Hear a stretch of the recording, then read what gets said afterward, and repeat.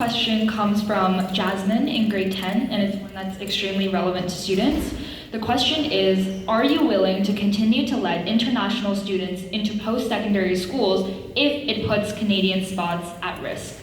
And the order we'll be going in this time is starting with the NDP, Greens, Liberals, People's Party, and ending with the Conservative Party. So starting with Ms. Ohana. Oh, sorry, it's your second last question. Oh, yeah. It's interesting the way that question was stated. Thank you, Jasmine. I know people are feeling pressure. I know people are being told things like, oh, it's because of the international students. I don't think that's fair, actually. Now, that being said, there are certainly things we can do at the provincial level and federally in terms of funding to help add more seats.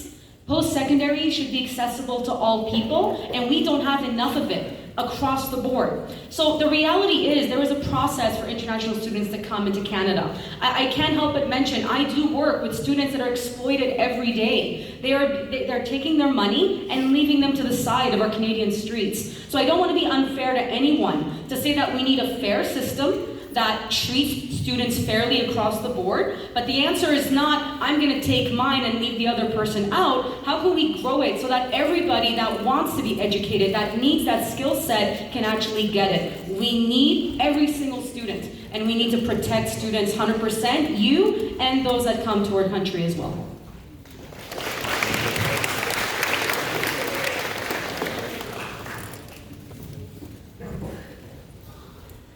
Canada has this open door. We're so welcoming, and the fact that students come here, choose Canada because of our education system, what an honor that is. We should be so proud of the educational system that we have here. Greens believe that post-secondary tuition should be abolished, so that you can go and get a degree and not be stuck with crippling debt afterwards. That is something that we believe strongly, that you deserve to have a good start. And those that have debt now, that those would be forgiven so that you can start a career and not be worried about the debt that comes with it.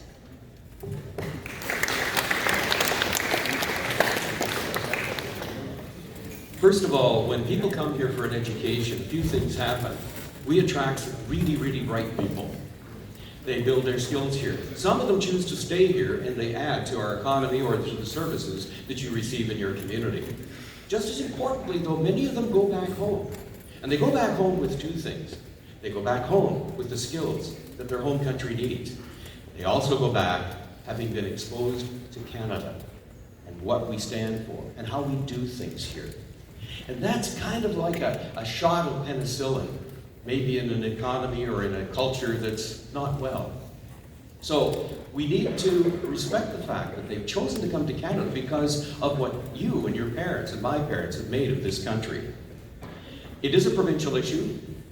I'm told by the universities, etc., that no foreign students is taking the place that a Canadian would otherwise go to. But I totally agree that we need a far more national view of how we fund education to make sure that those opportunities are there for the people who are ready to take them.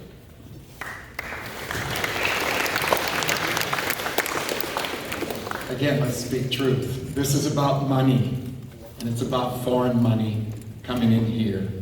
And I believe that Canadians should have first shot at it. We should take care of our own, not put our own aside because they can't afford it, but make ways. But this is about money. When they say that, oh no, it's not taking anybody's place, we know that's not true. We know that's not true.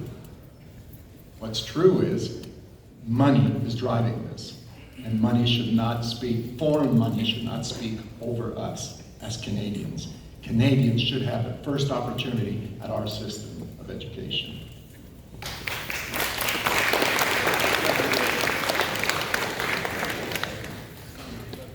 Okay, first of all, the provincial governments across Canada, they seem to have abdicated the responsibility for post-secondary education. They've been reducing budgets and passing the buck on to the universities. And the universities in need of money, they are bringing more and more foreign students. It is true. I teach in a university. These people are given preference over Canadian students. Our priority would be to put Canadians first. Your parents are working, your tax dollars have built these universities, and you should get a priority. We should get foreign students, but not at the expense of Canadian students. There was an academic study done with the UBC, and it found that the same percentage of marks, they were sending Canadian students to Okanagan campus and foreign students to Vancouver because they were paying 3 or 4 times higher than Canadian students. Anyway, that's my time.